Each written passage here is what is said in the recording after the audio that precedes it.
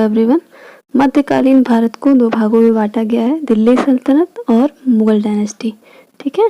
और जो दिल्ली सल्तनत है उसमें 5 डायनेस्टीज आई हैं, स्लेव, खिलजी, तुगलक, सैयद और लोधी। ठीक है। तो आज हम लोग बात करेंगे दिल्ली सल्तनत के जो पहला डायनेस्टी है, स्लेव डायनेस्टी यानी कि दास वंश, उसके संस्थापक कुतुबुद्दीन ऐबक के बारे में। ठीक है। उसके पहले स्लेव डायनेस्टी के सभी रूलर्स पर एक बार नज़र डाल लेते हैं। कुतुबुद्दीन ऐबक सबसे पहले आए, फाउंडर। ठीक है। उसके बाद आराम शाह, इल्तुतमिश, रुकनुद्दीन फिरोज़, रज़िया सुल्तान, बहराम शाह, अलाउद्दीन मसूद शाह और उसके बाद नसरुद्दीन महमूद मसूद शाह। ठीक है। तो स्लेव डायनेस्टी यानी कि दास वंश में इतने रूलर्स रहे हैं। अब आ जाते हैं फाउंडर के बारे में बात करते हैं। कुतुबुद्दीन ऐबक का जो टाइम चला है 1206 से 1210 तक शासन किया है इन्होंने भारत पर। ठीक है। 4 साल, बहुत लंबा नहीं, 4 साल चला है। ठीक है। कुतुबुद्दीन ऐबक को पहले एक काजी ने खरीदा था और पहले एक कबीले में थे, उस कबीले का नाम ही ऐबक था, इसी वजह से इनके नाम के आखिरी में एक ऐबक है। जो ऐबक है वो कबीले का नाम है। तो पहले एक काजी ने खरीदा और मोहम्मद गोरी ने उस काजी से कुतुबुद्दीन ऐबक को खरीदा था। ठीक है। तो ये जो दासों का ही शासन चला, इसी वजह से इसका नाम स्लेव डायनेस्टी है, गुलाम वंश पड़ा है। ठीक है।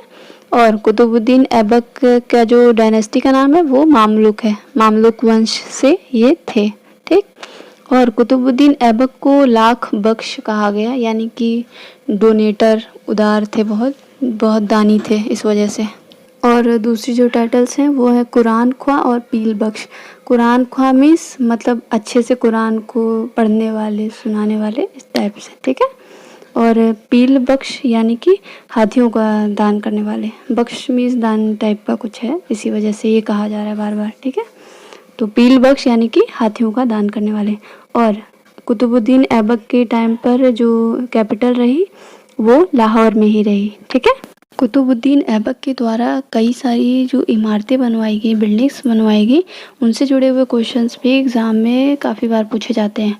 तो सबसे पहले है कुव्वतुल इस्लाम मस्जिद, ये काफ़ी इम्पोर्टेंट है। दिल्ली में बनवाया गया ये कुव्वतुल इस्लाम मस्जिद को। ठीक है। जो राय पिथौरा महल है उसको तोड़कर इस मस्जिद की स्थापना की गई थी। और ये मस्जिद का एंट्रेंस गेट है, आप सभी देख सकते हैं। ठीक है। और इसके बाद कुतुब मीनार को बनवाने का काम शुरू किया था कुतुबुद्दीन ऐबक ने। ठीक है। कुतुब मीनार का कंस्ट्रक्शन स्टार्ट कराया था। और इसे सूफ़ी संत जो थे उनके टाइम पे, सूफ़ी संत कुतुबुद्दीन बख्तियार काकी, उनको डेडिकेट किया गया था। ठीक है। नाम देखिए सेम है। और ये क्वेश्चन अक्सर आता है कि जो कुतुब मीनार है वो किसको डेडिकेट किया गया है। तो अभी सभी सोचेंगे कुतुबुद्दीन ऐबक ने बनवाया था तो अपने लिए बनवाया होगा, लेकिन नाम सेम है, इस वजह से कन्फ्यूजन हो जाता है। कुतुबुद्दीन बख्तियार काकी को डेडिकेट करके ये कुतुब मीनार बनवाया गया। ठीक है। कुतुब कॉम्प्लेक्स में ही ये सारी चीज़ें एक साथ हैं। कुतुब मीनार देखिए पीछे है और आगे कुव्वतुल इस्लाम मस्जिद का एंट्रेंस। ठीक, ये सारी चीज़ें। और अजमेर में 2.5 दिन का झोपड़ा बनवाया कुतुबुद्दीन ऐबक ने। ये जैन मंदिर को तोड़कर उसके ऊपर बनाया गया है। जैन मंदिर था और संस्कृत का स्कूल था कोई, तो उसके ऊपर बनवाया गया 2.5 दिन का झोपड़ा। ठीक। और जो कुतुब मीनार शुरू कराया था कुतुबुद्दीन ऐबक ने, लेकिन उसको कंप्लीट कराया इल्तुतमिश ने। ठीक है।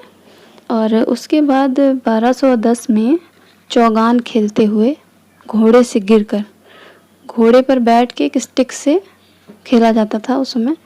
अब जैसे आजकल का पोलो है उससे मिलता जुलता कोई गेम था, पोलो नहीं कह सकते क्योंकि मिलता जुलता है बस। ठीक है। चौगान खेलते हुए घोड़े से गिरकर मौत हो जाती है लाहौर में। ठीक है। और ये क्वेश्चन भी कई बार आता है कि घोड़े से गिरकर चौगान खेलते समय कौन से शासक की मृत्यु हो जाती है। तो ये सारी चीज़ें हैं। और 1210 में मृत्यु जब हो जाती है तो उसके बाद फिर लाहौर के ही अनारकली बाज़ार में इनका मकबरा है इस समय। ठीक है। पाकिस्तान में, लाहौर में। ठीक।